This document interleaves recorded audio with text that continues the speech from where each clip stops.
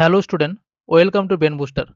আজকে আমরা আলোচনা করব 2024 সালে রেলওয়ে গ্রুপ ডির যে পরীক্ষা হয়েছিল টোটাল 101টা শিফটের। সেখানে জেনারেল সায়েন্স থেকে যেসব প্রশ্নগুলো এসেছিল সেগুলো নিয়ে আমরা শিফট ওয়াইজ আমরা পরপর কিন্তু ক্লাস করব। আজকে প্রথম ক্লাস, ফার্স্ট শিফট, যেটা অনুষ্ঠিত হয়েছিল কবে? 27/11/2025 সালে। দেখে নাও তোমরা, কারণ প্রতিটা শিফটেই কিন্তু 25টা করে প্রশ্ন থাকে। ঠিক আছে, টার্গেট রাখো সামনে পরীক্ষা হলে আবার, কারণ পরীক্ষা অলরেডি চলছে, সামনে যখন আমার পরীক্ষা আসবে ভ্যাকেন্সি বেরোবে 2027কে টার্গেট নিয়ে কিন্তু আমরা এগোচ্ছি। চলো দেখো, 2024 সালে যে ফার্স্ট শিফট হয়েছিল, কবে হয়েছিল এটা 24 সালে পরীক্ষার? সেটা 27/11/2025। দেখো কেমন প্রশ্ন এসেছিল। প্রথম প্রশ্ন, একটি লেন্সের ক্ষমতা বলতে কি বোঝায়? বলো, তোমরা কমেন্টে উত্তর করার চেষ্টা করো। সঠিক উত্তর কি হবে? সঠিক উত্তর কি হবে? অপশন ডি, তার ফোকাস দৈর্ঘ্যের হচ্ছে অনন্যকের। তার ফোকাস দৈর্ঘ্যের হচ্ছে অনন্যক, অর্থাৎ মিটার এককে। একটু বিস্তারিতভাবে আমরা জানবো। লেন্সের ক্ষমতা পি বলতে বোঝায় লেন্সের আলোক রশ্মিকে অভিসারী বা অপসারী ক্ষমতা, অপসারী করা হচ্ছে ক্ষমতা, তাকে আমরা বলি। ঠিক আছে, গাণিতিকভাবে লেন্সের ক্ষমতা হলো তার ফোকাস দৈর্ঘ্য, অর্থাৎ এফ এর অনন্যক বা বিপরীত রাশি, যেখানে ফোকাস দৈর্ঘ্যকে মিটারে প্রকাশ করা যায় বা পরিমাপ করা যায়, অর্থাৎ পি সমান হচ্ছে 1/f। ঠিক আছে, এর আন্তর্জাতিক একক কি বা এসআই ইউনিট কি? সেটা হচ্ছে কি ডায়োপ্টার, যাকে আমরা ডি দিয়ে প্রকাশ করি। দেখো দ্বিতীয় প্রশ্ন, বৃত্তাকার কক্ষপথ বরাবর ধ্রুবক দ্রুতিতে একটি উপগ্রহের দ্বারা পৃথিবীকে প্রদক্ষিণ করা হলো সুষম বৃত্তীয় গতির একটি আদর্শ উদাহরণ। এই গতির কোন বৈশিষ্ট্যের কারণে ত্বরণ শূন্য হয়ে যায় না? বলো। কি বলছে? যে বৃত্তাকার কক্ষপথ বরাবর ধ্রুবক গতিতে একটি উপগ্রহের দ্বারা পৃথিবীকে প্রদক্ষিণ করা হলো কি একটি সুষম বৃত্তীয় গতির হচ্ছে আদর্শ উদাহরণ। তাহলে এই গতির কোন বৈশিষ্ট্যের কারণে তার ত্বরণ কিন্তু শূন্য হবে না? সঠিক উত্তর কি হবে? অপশন সি, প্রতিটি বিন্দুতে গতির অভিমুখ ক্রমাগত কিন্তু পরিবর্তন হয়, অর্থাৎ বেগ কিন্তু পরিবর্তিত হতে পারে। ঠিক আছে, এর ফলে গতি মানে বেগ পরিবর্তন হবেই, তাই না? তাহলে বিস্তারিতভাবে কি জানবো আমরা? দ্রুতি অর্থাৎ স্পিড, এটি একটি স্কেলার রাশি, যা এখানে হচ্ছে ধ্রুবক, কিন্তু বেগ একটি হচ্ছে ভেক্টর রাশি। ওকে, যার মান এবং অভিমুখ কিন্তু উভয়ই কিন্তু বর্তমান। বৃত্তাকার পথে ঘোরার সময় উপগ্রহটি গতির অভিমুখ প্রতি মুহূর্তে কিন্তু পরিবর্তিত হবে, এবং অভিমুখের পরিবর্তনের কারণ পরিবর্তনের যে কারণে বেগেরও কিন্তু পরিবর্তন ঘটবে। আর বেগের পরিবর্তনের হারকে কি বলা হয়? ত্বরণ বলে, অর্থাৎ অ্যাক্সিলারেশন বলে। এখানে উৎপন্ন ত্বরণকে অভিকেন্দ্র ত্বরণ কিন্তু বলা হয়, যা কেন্দ্রের দিকে কাজ করে। তাই ত্বরণ কখনো কিন্তু শূন্য হবে না এখানে। বুঝতে পেরেছো? দেখো ৩ নম্বর প্রশ্ন, কোষ বিভাজনের কোন পদ্ধতির মাধ্যমে ডিপ্লয়েড ক্রোমোজোমগুলি বিভক্ত হয়ে হ্যাপ্লয়েড গ্যামেটে পরিণত হয়? বলো।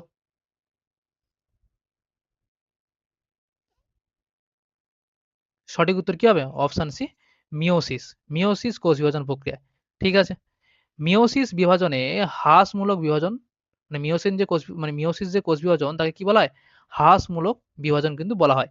এই প্রক্রিয়া একটি ডিপ্লয়েড জনন, অর্থাৎ 2n। এই জনন মাতৃকোষ বিভাজিত হয়ে 4টি কিন্তু হাপ্লয়েড মানে এন অপত্য কোষ বা গ্যামেট মানে কি শুক্রাণু ও ডিম্বাণু কিন্তু তৈরি করে। মাইটোসিস, মাইটোসিস প্রক্রিয়ায় ক্রোমোজোমের সংখ্যা কিন্তু অপরিবর্তিত থাকে, ডিপ্লয়েড থেকে ডিপ্লয়েড হয়, যা দেহের বৃদ্ধির জন্য কিন্তু দায়ী। অ্যামাইটোসিস এবং দ্বিবিভাজন মূলত কিন্তু এককোষী সরল জীবে কিন্তু দেখা যায়। এগুলো জেনে রেখো, পরীক্ষা আসতে পারে। দেখো 4 নম্বর প্রশ্ন, নিচের কোন ধাতুটির সক্রিয়তা শ্রেণীর মাঝামাঝি স্থানে অবস্থান করে? বলো। সঠিক উত্তর কি হবে? সঠিক উত্তর কি অপশানে আয়রন। ঠিক আছে, ধাতুর সক্রিয়তা শ্রেণী অনুযায়ী পটাশিয়াম, সোডিয়াম অত্যন্ত কিন্তু সক্রিয় ধাতু, যা তালিকার একদম কিন্তু উপরের দিকে থাকে। গোল্ড বা সোনা অত্যন্ত কিন্তু নিষ্ক্রিয় ধাতু। বুঝতে পেরেছো? যা তালিকার একদম কিন্তু নিচের দিকে অবস্থান করে। আর আয়রন কি? আয়রন বা লোহা এটা মাঝারি সক্রিয় ধাতু হওয়ার কারণে এর সক্রিয়তার এ কি করে? সক্রিয়তা শ্রেণীর যে কি মাঝামাঝি স্থানে কিন্তু অবস্থান করে। 5 নম্বর প্রশ্ন, খোলা জায়গায় একটি ধাতব প্লেটে ন্যাপথালিন ন্যাপথলিন বলকে পোড়ানো হলে কি হয়? বলো। কি হবে? সঠিক উত্তর কি? অপশন সি, এটি জ্বলার সময় হলুদ শিখা উৎপন্ন করবে এবং ধাতব প্লেটে কিন্তু কালো কালি কিন্তু জমে পড়বে। ঠিক আছে, বিস্তারিত আমার কিছু তথ্য আমরা জেনে নিই। ন্যাপথলিন, যার সংকেত কি C10H8, হলো একটি হচ্ছে কি অ্যারোমেটিক হচ্ছে হাইড্রোকার্বন। এতে কার্বনের শতকরা পরিমাণ কিন্তু অনেক বেশি থাকে। খোলা বাতাসে একে পোড়ালে কিন্তু পর্যাপ্ত অক্সিজেনের অভাবে এর অসম্পূর্ণ কিন্তু দহন ঘটে। ঠিক আছে? অসম্পূর্ণ দহনের ফলে প্রচুর পরিমাণে কিন্তু মুক্ত কার্বন কণা তৈরি হয়। যার কারণে কিন্তু হলুদ ও ধোঁয়াটে শিখা সহ কিন্তু জ্বলে এবং ধাতব প্লেটের উপর কিন্তু কালো ঝুল বা কিন্তু কালি জমা পড়ে। বুঝতে পেরেছো বিষয়টা? দেখো ৬ নম্বর প্রশ্ন। একটা দুটো বিবৃতি রয়েছে দেখো। বিভব পার্থক্য ভোল্টে পরিমাপ করা হয়। দ্বিতীয় বিবৃতিতে কি রয়েছে?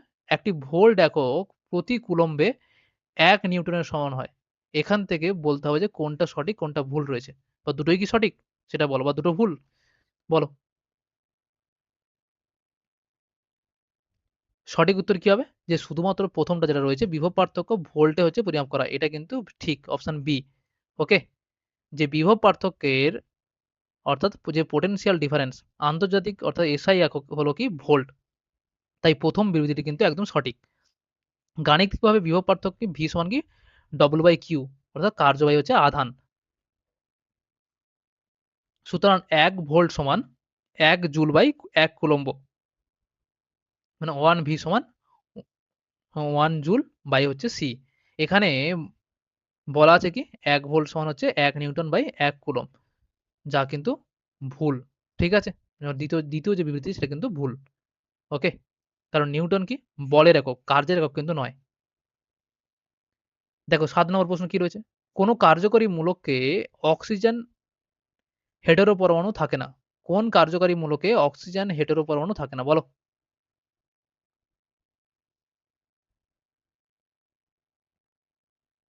সঠিক উত্তর কি হবে? অপশন ডি হবে। Hello alkane. ঠিক আছে? হ্যালো অ্যালকেন মানে কি? এতে কার্যকারী মূলক হিসেবে কিন্তু হ্যালোজেন পরমাণু অর্থাৎ কি Cl, Br, I এগুলো কিন্তু থাকে। বুঝতে পেরেছো? এখানে কোনো কিন্তু অক্সিজেন পরমাণু কিন্তু থাকবে না। বাকি যে বিকল্প যেগুলো রয়েছে যেগুলো কি কার্বলিক অ্যাসিড, ওকে? যেটা কি COOH এখানে অক্সিজেন থাকবে, O আছে। কিটোন এখানে অক্সিজেন আছে। অ্যালকোহল এখানেও OH আছে, মানে অক্সিজেন আছে। এই সবগুলো কিন্তু অক্সিজেন পরমাণু কিন্তু উপস্থিত থাকে। একমাত্র হ্যালো অ্যালকোজেনে কিন্তু অক্সিজেন পরমাণু কিন্তু থাকে না। দেখো ৮ নম্বর প্রশ্ন। ৪৪ ওহম রোধ বিশিষ্ট একটি কুণ্ডলী ২২০ ভোল্ট সরবরাহের সঙ্গে যুক্ত থাকে।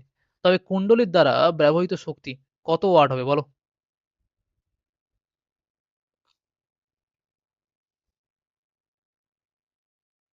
সঠিক উত্তর কি হবে? সঠিক উত্তর হবে অপশন ডি ১১০০ ওয়াট হবে। কিভাবে বের করব আমরা সেটা দেখো তোমরা। দেখো বৈদ্যুতিক ক্ষমতার সূত্র কি? P সমান হচ্ছে V স্কয়ার বাই হচ্ছে R। ঠিক আছে? তো V square by R। V মানে কি? ভি মানে হচ্ছে বিভব প্রভেদ। ওকে? বিভব প্রভেদ বা ভোল্ট। কত বলেছে এখানে? ২২০ ভোল্ট বলেই দিয়েছে। আর রোধ কত? রোধ হচ্ছে কত? ৪৪ ওহম বলেই দিয়েছে। তাহলে P সমান কি বললাম? V স্কয়ার বাই R মানে ২২০ ইন্টু ২২০ বাই ৪৪। ঠিক আছে? তাহলে কাটাকাটি করলে কি আসবে? ৪৪ দিয়ে কাটলে একটা কেটে যাবে এটা। ৫ দিয়ে কেটে যাবে। ঠিক আছে? ৫ ৪ ২০, ৫ ৪ ২০ আর ২ ২২। ঠিক আছে? তাহলে ৫ ইন্টু ২২০ মানে কি? ১১০০ ওয়াট। বুঝতে পেরেছো? ফিজিক্সের অঙ্কগুলো কিন্তু খুব গুরুত্বপূর্ণ। আমি পরে আবার করিয়ে দেব অঙ্কগুলো। কিছু গুরুত্বপূর্ণ প্রত্যেক চ্যাপ্টার ওয়াইজ। দেখো ৯ নম্বর প্রশ্ন। প্রজননের সময় ডিএনএ এর প্রতিলিপিকরণ গুরুত্বপূর্ণ কেন? বলো?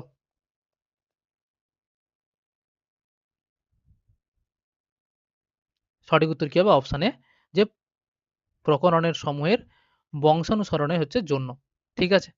জননের সময় ডিএনএ এর প্রতিলিপিকরণের মাধ্যমে পিতা-মাতার বৈশিষ্ট্য সন্তান-সন্ততির দেহে কিন্তু সঞ্চারিত হয়। এই প্রক্রিয়ার সময় সামান্য কিছু পরিবর্তনের ফলে কিন্তু জীবে অকরণ বা ভেদের কিন্তু সৃষ্টি হয়। যা জীবের হচ্ছে বিবর্তন এবং পরিবেশের সাথে মানিয়ে নিতে কিন্তু সাহায্য করে। দেখো ১০ নম্বর প্রশ্ন। নিচের কোন বিবৃতিটি যে স্থিরানুপাত সূত্রকে সবচেয়ে ভালোভাবে ব্যাখ্যা করে? বলো? এদের মধ্যে কোনটা সঠিক হবে বলো?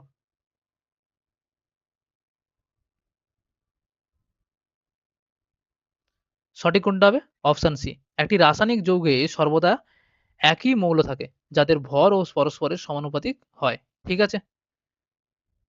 ফরাসি বিজ্ঞানী জোসেফ হচ্ছে প্রাউস্টের যে স্থিরানুপাতের যে সূত্র অর্থাৎ ল অফ হচ্ছে ডেফিনাইট হচ্ছে প্রপার্টিজ এর যে সূত্র সেই সূত্র অনুযায়ী যে কোনো নির্দিষ্ট রাসায়নিক যৌগে উপাদান মৌলগুলি সর্বদা কিন্তু ভরের একটি নির্দিষ্ট বা স্থির অনুপাতে কিন্তু যুক্ত থাকে। তা যৌগটি যে কোনো উৎস থেকে তৈরি করা হোক না কেন। বুঝতে পেরেছো? ১১ নম্বর প্রশ্ন। নিচের বিকল্পে উল্লেখিত কোনটির দ্বারা দ্রবণের গাঢ়ত্বকে প্রকাশ করা হয় না? বলো।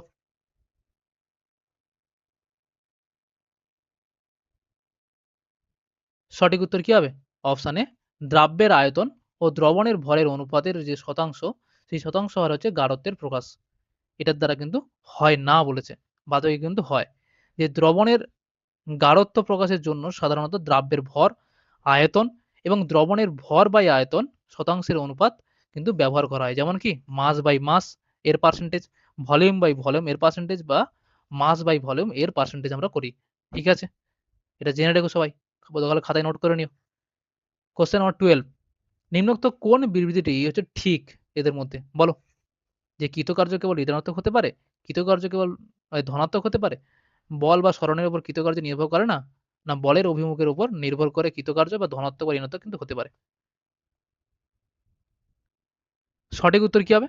সঠিক উত্তর হচ্ছে অপশন ডি, যে বলের অভিমুখের উপর নির্ভর করে হচ্ছে কৃতকার্য এবং ধনাত্মক বা ঋণাত্মক কিন্তু হতে পারে। ওকে, একটু জেনে নিই আমরা ডিটেলসে যে পদার্থবিদ্যায় কার্য মানে কি? কার্য মানে ডব্লু, ডব্লু দিয়ে প্রকাশ করি আমরা। কার্য মানে কি? যে বল ইন্টু সরণ ইন্টু কস থিটা। ঠিক আছে? অর্থাৎ বল into F into d into cos theta. প্রযুক্ত বল এবং সরণের অভিমুখ যদি একই দিকে হয় তাহলে থিটা ইকুয়াল টু কি হবে? 0 ডিগ্রি। তবে কৃতকার্য কিন্তু ধনাত্মক হয়। বল ও সরণের অভিমুখ যদি বিপরীতে হয় তখন থিটা ইকুয়াল টু কি হবে? 180 ডিগ্রি। কৃতকার্য তখন কি হবে? ঋণাত্মক হবে। সুতরাং কার্য বল ও সরণের মধ্যবর্তী কোণ বা অভিমুখের উপর কিন্তু নির্ভর করে। ঠিক আছে? খুব গুরুত্বপূর্ণ এটা। দেখো পরের প্রশ্ন।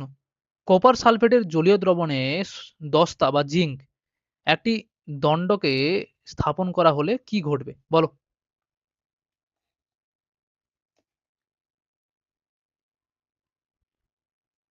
কি ঘটবে? সঠিক উত্তর কি হবে? অপশন বি, কপার সালফেট দ্রবণের নীল রং কিন্তু ম্লান হয়ে যাবে। ঠিক আছে? জিংক, কোপার মানে জিংক কিন্তু কোপারের চেয়ে কিন্তু বেশি সক্রিয় ধাতু। তাই জিংক কোপার সালফেট, তাই জিংক কোপার সালফেট মানে CuSO4। ওকে? দ্রবণ থেকে কোপারকে প্রতিস্থাপিত করে জিংক সালফেট তৈরি করে। মানে Zn প্লাস হচ্ছে কোপার সালফেট। এখান থেকে কি করছে? ZnSO4 হচ্ছে, অর্থাৎ জিংক সালফেট হচ্ছে আর হচ্ছে কোপার। কোপারকে প্রতিস্থাপিত করা হচ্ছে। কোপার সালফেটের জলীয় দ্রবণ গাঢ় কিন্তু নীল রঙের হয়। কিন্তু বিক্রিয়ার ফলে বর্ণহীন জিংক সালফেট তৈরি হয়, এই নীল রংটি কিন্তু আস্তে, আস্তে কিন্তু হালকা হয়ে যায়। বুঝতে পেরেছো? দেখো 14 নম্বর প্রশ্ন। হাঁপানি রোগ মূলত শ্বসনতন্ত্রের কোন অংশকে প্রভাবিত করে? বলো।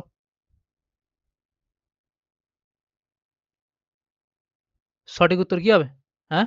সঠিক উত্তর কি হবে? অপশন এ হচ্ছে ক্লোম শাখা, আর হচ্ছে কি উপক্লোম শাখা। হাঁপানি বা অ্যাজমা হলো হচ্ছে শ্বাসনালীর একটি দীর্ঘমেয়াদী রোগ।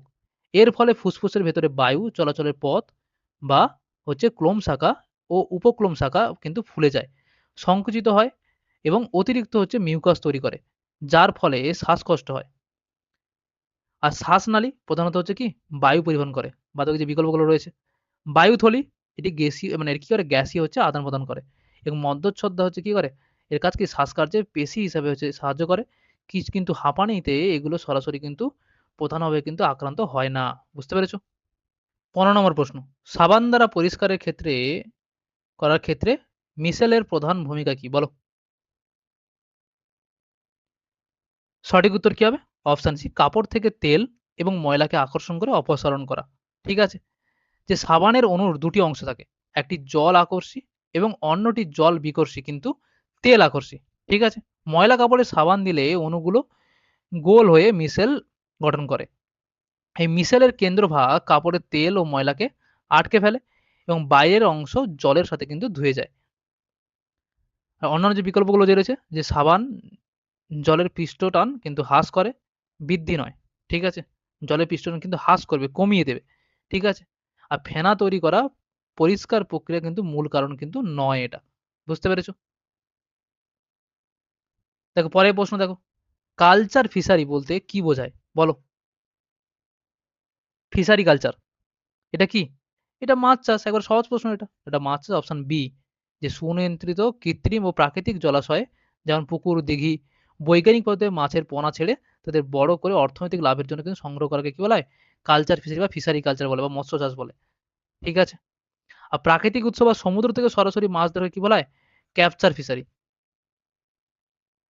দেখো ১৭ নম্বর প্রশ্ন। একটি শব্দ তরঙ্গের কম্পাঙ্ক 50 হার্জ হলে একটি দোলন সম্পন্ন করতে কত সময় লাগবে?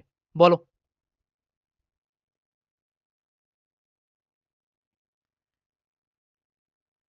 সঠিক উত্তর কি? Option C 0.02 second. কিভাবে বের করব আমরা? আমরা জানি পর্যায়কাল। একটি দোলন সম্পূর্ণ হতে প্রয়োজনীয় সময় T সমান 1/f। এখানে f হলো কি? কম্পাঙ্ক। f কত বলেছে? 50 হার্জ বলেছে। দেওয়া আছে কম্পাঙ্ক f সমান কি? 50 হার্জ। তাহলে সময় সমান কি? হাফ বাই f মানে হাফ বাই 50 সমান কি? 0.02 সেকেন্ড সময় লাগবে। ঠিক আছে? খাতায় নোট করে নিও এটা। দেখো 18 নম্বর প্রশ্ন। প্রজাতির মধ্যে বৈচিত্র্য আনার জন্য কোন জৈবনিক প্রক্রিয়া গুরুত্বপূর্ণ? বলো। সঠিক উত্তর কি হবে? সঠিক উত্তর কি? অপশন ডি যৌন জনন। ঠিক আছে? যৌন জননের দুটি ভিন্ন জনন কোষের অর্থাৎ শুক্রাণু ও ডিম্বাণু কিন্তু মিলন ঘটে। এই প্রক্রিয়ায় মিয়োসিস বিভাজনের সময় ক্রসিং ওভার কিন্তু ঘটে। যার ফলে জিনের নতুন যে বিন্যাস সেটা কিন্তু তৈরি হয়। এটিই কিন্তু প্রজাতির মধ্যে নতুন বৈশিষ্ট্য বা বৈচিত্র্য কিন্তু সৃষ্টি করে। অন্যান্য যে বিকল্প যেগুলো রয়েছে যে হেটারোট্রপিক বা অটোট্রপিক হলো পুষ্টির প্রকারভেদ বা পরিবহন আর পরিবহন কি? পরিবহন হলো দেহে উৎপাদন সঞ্চালন প্রক্রিয়া যা জিনগত কিন্তু বৈচিত্র্য কিন্তু আনে না। বুঝতে পেরেছো?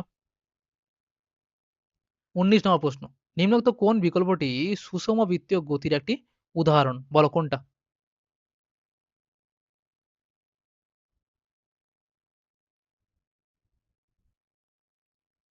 সঠিক উত্তর কি হবে? অপশন ডি একটি ফ্যানের ব্লেডের ধ্রুবক দ্রুতিতে হচ্ছে ঘোরা।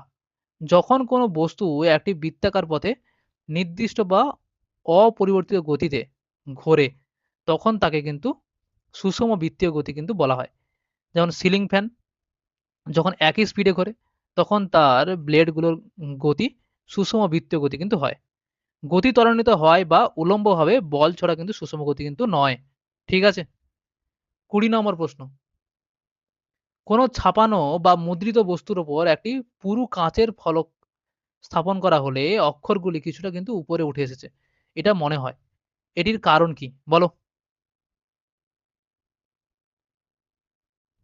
একেবারে সহজ প্রশ্ন এটা। যে কোনো ছাপানো বা মুদ্রিত বস্তুর উপর একটি পুরু কাঁচের ফলক স্থাপন করা হয়েছে। ফলে অক্ষরগুলিকে মনে হচ্ছে যে কিছুটা উপরে উঠে এসেছে। এটা মনে হয়। এটার কারণ কি? বলো। এটার কারণ কি? সঠিক উত্তর কি? অপশন এ আলোর হচ্ছে প্রতিসরণ। আলো যখন কাঁচের মধ্যে বা কাঁচের মতো ঘন মাধ্যম থেকে বায়ুর মতো লঘু মাধ্যমে প্রবেশ করে আমাদের চোখে আসে। ঠিক আছে? যে আলো যখন কাঁচের মতো ঘন মাধ্যম থেকে বায়ুর মতো লঘু মাধ্যমে প্রবেশ করে আমাদের চোখে আসে, তখন আলোর প্রতিসরণের কারণে কিন্তু আলোর গতিপথ কিন্তু বেঁকে যায়। মাধ্যম চেঞ্জ হলে কিন্তু বাঁকার সম্ভাবনা বেশি থাকে। তখন প্রতিসরণ ঘটে, রিফ্রাকশন ঘটে। এর ফলে বস্তুর আপাত কিন্তু গভীরতা আসল গভীরতার চেয়ে কিন্তু কম মনে হয়। অক্ষরগুলি কিছুটা উপরে উঠেছে বলে বিভ্রম তৈরি হয়। কিন্তু বাস্তবে তা হয় না। দেখো ২১ নম্বর প্রশ্ন। ক্লোরিনের পারমাণবিক ভর ভগ্নাংশ হয় কেন? বলো।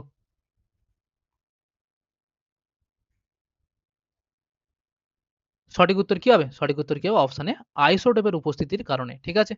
প্রকৃতিতে ক্লোরিন দুটি প্রধান স্থিতিশীল আইসোটোপে কিন্তু পাওয়া যায়। একটা ক্লোরিন ৩৫ যেটা প্রায় 75% এবং ক্লোরিন ৩৭ প্রায় 25%। ক্লোরিনের পারমাণবিক ভর কত? 35.5 ইউ হলো হচ্ছে এই আইসোটোপ দুটির শতকরা পরিমাণের গড় অনুপাত, যা ভগ্নাংশ হয় একটি। বুঝতে পেরেছ? দেখো ২২ নম্বর প্রশ্ন। নিম্নোক্ত কোন উদ্ভিদ কলা সালোক সংশ্লেষ সম্পাদন করে? বলো।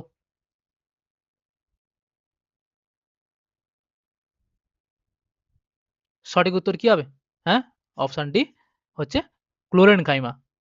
ক্লোরেনকাইমা এটি হলো ক্লোরোফিলযুক্ত প্যারেনকাইমা কলা। ক্লোরোফিলের উপস্থিতির কারণে এই কলা উদ্ভিদের সবুজ অংশে যেমন হচ্ছে পাতায় থাকে এবং সালোক সংশ্লেষণ প্রক্রিয়ায় কিন্তু খাদ্য তৈরি করে। আর স্কেলেনকাইমা এটি একটি মৃত যান্ত্রিক কলা যা উদ্ভিদকে দৃঢ়তা ও যান্ত্রিক শক্তি কিন্তু প্রদান করে। ফ্লোয়েম এটি একটি জটিল স্থায়ী কলা। পাতায় তৈরি খাদ্য উদ্ভিদের বিভিন্ন অংশে কিন্তু পরিবহন করে। জাইলেম এটিও কিন্তু একটি জটিল স্থায়ী কলা যা মূল দ্বারা শোষিত জল ও হচ্ছে খনিজ লবণ কিন্তু পাতায় পরিবহন করে। এগুলো জেনে রাখো, দরকার হলে খাতায় নোট করে নিও। আর এই ক্লাসটা পিডিএফ কিন্তু আমি টেলিগ্রাম গ্রুপে দিয়ে দেবো। তোমরা সেখান থেকে একটু প্র্যাকটিস করে নিও বা পড়ে নিও একবার পারলে। দেখো ২৩ নম্বর প্রশ্ন। একটি বস্তুকে একটি নির্দিষ্ট উচ্চতা থেকে নিচে ফেলা হলে যদি এটি ৩.০ সেকেন্ড মানে ৩ সেকেন্ড অ্যাকচুয়ালি ৩ সেকেন্ড ধরে পড়ে এবং জি কত বলছে 10 মিটার পার সেকেন্ড স্কয়ার। ওকে? তাহলে এর চূড়ান্ত বেগ ভি সমান কত হবে বলো? দারুণ প্রশ্ন এটা। যে একটা বস্তুকে একটা নির্দিষ্ট উচ্চতা থেকে নিচে ফেলা হচ্ছে। তবে তার যদি সে যে পড়ছে সেটা কত সময় ধরে? সেটা ৩ সেকেন্ড ধরে। আর তার এখানে জি কি বলেছে? জি বলেছে ১০ মিটার পার সেকেন্ড। তাহলে চূড়ান্ত বেগ কত হবে? ভি কত হবে? ভি কত হবে? উত্তর হবে হচ্ছে 30 মিটার পার সেকেন্ড। কিভাবে বের করব আমরা? গতির সমীকরণ সূত্র অনুযায়ী আমরা জানি কি? হচ্ছে ভি সমান ইউ প্লাস জিটি। প্রাথমিক বেগ ইউ, ঠিক আছে? ইউ কত? 0, ঠিক আছে? এটি বস্তুর হচ্ছে উপর থেকে ফেলা হয়েছে এটা। 0 মিটার পার সেকেন্ড স্কয়ার। টি সময় কত? ৩ সেকেন্ড। অভিকর্ষ ত্বরণ তো বলেই দিয়েছে জির মান হচ্ছে ১০ মিটার পার সেকেন্ড। তাহলে আমরা বলতে পারি যে হচ্ছে ভি সমান, এই ভি সমান কত হচ্ছে এটা? যে ভি সমান হচ্ছে তাহলে প্রাথমিক বেগ 0 হবে স্টার্টিং বেগ। আর ১০ ইন্টু হচ্ছে এই ইউ প্লাস জিটি। জি কত? জি ১০ আর টি কত? টি ৩। তাহলে ১০ ইন্টু ৩ মানে কি ৩০। আর এখানে 0 তাহলে ৩০ মিটার পার সেকেন্ড। তাই এর চূড়ান্ত বেগ কত হবে? ৩০ metre per second option A. বুঝতে পেরেছো? একেবারে সহজ প্রশ্ন এটা। দেখো ২৪ নম্বর প্রশ্ন। জল ও পুষ্টি উৎপাদন সমূহের উপস্থিতিতে কোন প্রক্রিয়ার মাধ্যমে শৈবাল দ্রুত বিকশিত হয় এবং সংখ্যা বৃদ্ধি করে? বলো। সঠিক উত্তর কি হবে? সঠিক উত্তর হয়ে যাবে কি? অপশন বি খন্ডীভবন। খন্ডীভবন। এটি শৈবালের যেমন হচ্ছে স্পাইরোগাইরা একটি সাধারণ অজৈব হচ্ছে জনন প্রক্রিয়া। অনুকূল পরিবেশে পর্যাপ্ত জল ও পুষ্টির উপস্থিতিতে শৈবালের দেহটি ছোট, ছোট খণ্ডে কিন্তু বিভক্ত হয়ে যায় এবং প্রতিটি খণ্ড থেকে নতুন শৈবাল কিন্তু তৈরি হয়। এই প্রক্রিয়ায় এরা খুব দ্রুত বংশবৃদ্ধি কিন্তু করে। রেণু উৎপাদন। এটি ছত্রাক বা ফার্ন জাতীয় উদ্ভিদের হচ্ছে জনন পদ্ধতি। আর তারপরে কি রয়েছে? অপশনটা হচ্ছে কর্কটগম বা বাডিং। এটি ইস্ট বা হাইড্রার জনন পদ্ধতি। এখানে যে মাতৃদেহ থেকে একটি কুড়ি বা কোরক কিন্তু তৈরি হয়। পরাগযোগ। এটি সপুষ্পক উদ্ভিদের যৌন জননের একটি ধাপ যার মাধ্যমে পরাগ রেণু হচ্ছে গর্ভমুণ্ডে কিন্তু স্থানান্তরিত হয়। ওকে? জেনে রেখো এগুলো। ২৫ নম্বর প্রশ্ন। অর্থাৎ এই যে ২৭/১১/২০২৫ সালের যে ফার্স্ট শিফট তার কিন্তু শেষ প্রশ্ন এটা সায়েন্সের, জেনারেল সায়েন্সের। ডিম উৎপাদনের জন্য কোন পোল্ট্রি পাখি পালন করা হয়? বলো। প্রশ্নটা সহজ। কিন্তু অনেকে গুলিয়ে ফেলবে। সঠিক উত্তর কি হবে? Option C layer. ঠিক আছে? লেয়ারকে দেখতে খানিকটা কিন্তু ছোট। দেখতে ছোট কিন্তু প্রচুর ডিম দেয়। পোল্ট্রি শিল্পে যেসব মুরগিকে মূলত বাণিজ্যিক উদ্দেশ্যে ডিম উৎপাদনের জন্য পালন করা হয়, তাদের কি বলা হয়? লেয়ার মুরগি বলা হয়। ঠিক আছে? ব্রয়লার কিন্তু অ্যাকচুয়ালি দ্রুত শারীরিক বৃদ্ধি হয়, মাংস উৎপাদনের জন্য কিন্তু এর ব্যবহার করা হয়। ওকে? মিলচ বা মিল্চ এটি সাধারণত হচ্ছে দুগ্ধবতী গবাদি পশুকে মানে যেমন কোয়ালিটি গাভী আরকি। এই বোঝাতে কিন্তু এই শব্দটি ব্যবহার করা হয়। পোল্ট্রি ও পাখির ক্ষেত্রে কিন্তু এর ব্যবহার করা হয় না। আর কমন কার্প এই যে কথাটা, এটি কিন্তু এক ধরনের মাছের প্রজাতি, পোল্ট্রি পাখি নয়। এই ছিল হচ্ছে আজকের ক্লাসটি। এইভাবে কিন্তু আমরা প্রত্যেকটা শিফট এরপরে হচ্ছে ২৭/১১/২০২৫ সালের ২৭/১১/২০২৫ দ্বিতীয় শিফটটা সেকেন্ড শিফট সেটা নিয়ে আমরা আলোচনা করব। এইভাবে টোটাল হচ্ছে ১০১ টা শিফট কিন্তু আমরা করিয়ে দেব এই সিরিজে। কোন সিরিজ? এই রেলওয়ে গ্রুপ ডি ২০২৪ এর জেনারেল সায়েন্সের। এই যে একটা সিরিজ আমি প্লেলিস্ট বানিয়ে দিচ্ছি সেখানে তোমরা গিয়ে তোমরা দেখবে। ঠিক আছে? সেভ করে রাখবে প্লেলিস্টটা। বন্ধুদের সাথে শেয়ার করে দেবে। ওকে? সবাই ভালো থেকো, মন দিয়ে পড়াশোনা করো। কারণ এই সিরিজে আমরা কিন্তু একের পর এক ক্লাস কিন্তু করাবো সায়েন্সের। শুধু রেলের পরীক্ষা নয়, সমস্ত পরীক্ষায় কিন্তু এই ক্লাসগুলো অনেক হেল্পফুল হবে তোমাদের। সবাই মন দিয়ে পড়াশোনা করো। ভালো থেকো। দেখা হবে পরের ভিডিওতে। চলো।